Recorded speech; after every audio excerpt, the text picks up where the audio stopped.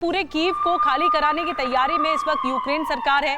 बिजली का गहरा संकट है। बिजली की कमी की वजह से ये शहर रहने लायक नहीं रह गया है। कीव में लगातार ब्लैकआउट से हालात बहुत भयानक हैं, खतरनाक हैं।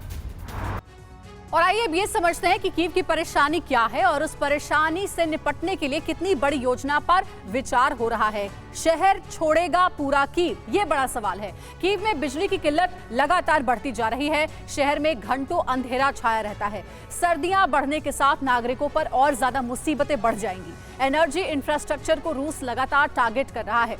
यूक्रेन में एनर्जी के 40% सोर्स तबाह हो चुके हैं, बर्बाद हो चुके हैं। मरम्मत के लिए कीव में कंप्लीट ब्लैकआउट की जरूरत है और ऐसा तभी संभव होगा जब कीव में मौजूद करीब 30 लाख लोगों को बाहर निकाला जा सके। त्रिपाठी सर, क्या संभावना दिखती है? ज़ेलेंस्की को ये कहना पड़ेगा सामने आकर क्या कि कीव छोड़ करके चले जाइए अगर यहाँ पर नागरिक रह रहे हैं? अगर आप अपने बच्चों को पैसे का पार्ट नहीं सिखाएंगे तो पैसा कमाने के बाद में हो सकता है वो आपको ही बेच दें। सावधान, फ्रीडम ऐप को डाउनलोड करें। बच्चों को पैसे का पार्ट कैसे पढ़ाना है सीखिए। इससे पहले आपको याद होगा उन्होंने कहा था कि यूक्रेन जो लोग छोड़ चुके हैं वापस मत आइए, विंटर्स में बड़ी परेशानी आने वाली है। बिल्कुल सही कहा आपने और मैं अभी यही कह रहा था। अब तीसरी चीज शुरू हो गई है। पहले मिलिट्री वॉर से स्टार्ट हुआ, इकोनॉमिक वॉर हुई और ये एनर्जी वॉर शुरू हो गया। अब सबसे बड़ी बात है कि एनर्जी वॉर में खुद नाटो भी उनको बहुत बड़ी प्रॉब्लम है, वो मदद नहीं कर पाएंगे। और ये बहुत बड़ी स्ट्रेटजी है रशिया की।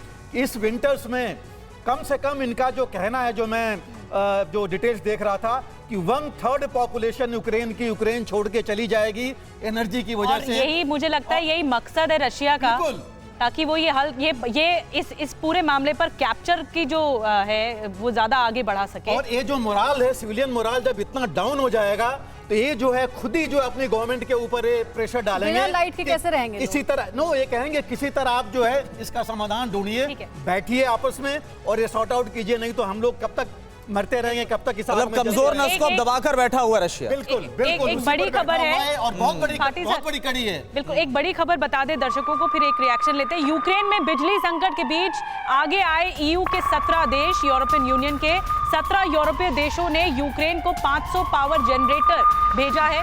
यूक्रेन के कई शहरों में आधे से ज्यादा वक्त तक ब्लैकआउट है और इसी वजह से बहुत परेशानी हो रही है। तो डॉक्टर संदीप, आप इसमें कुछ ऐड ऑन करना चाहते थे कि जो एनर्जी क्राइसिस है, बिजली का संकट है, भीषण एक अलग युद्ध छिड़ने वाला है इन सर्दियों में, वो है यूक्रेन को जमाने की जो कवायद है रूस की, वो अपने मकसद में आगे बढ़ता हुआ दिखाई दे। देखिए, यहाँ पर मुझे समझ दीजिएगा थोड़ा, 2 पॉइंट बहुत इंपॉर्टेंट है। अभी हम सब लोग डिस्कस कर रहे थे कि क्या पुतिन हार चुके हैं, रशिया पीछे हट रहा है। मैं शुरू से बात को कहता आया हूँ कि रूस की जो लीडरशिप है पुतिन के हाथों में, वो हमेशा अपनी एनर्जी को वेपनाइज किया है और as a tool of foreign policy किया है। और वही कारण है कि यहाँ पर संकट अब हमें यूक्रेन में दिखता है, जो पहले से ही एंटिसिपेटेड था। पहली बात।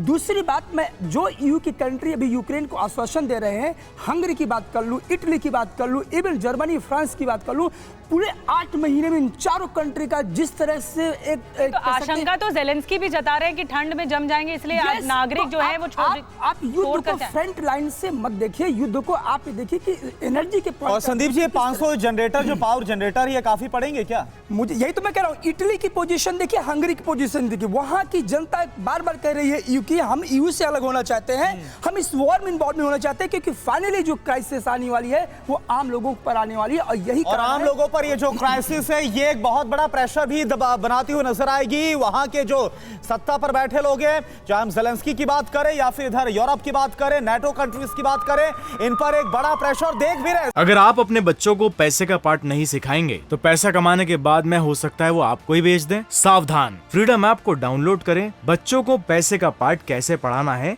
सीखिए।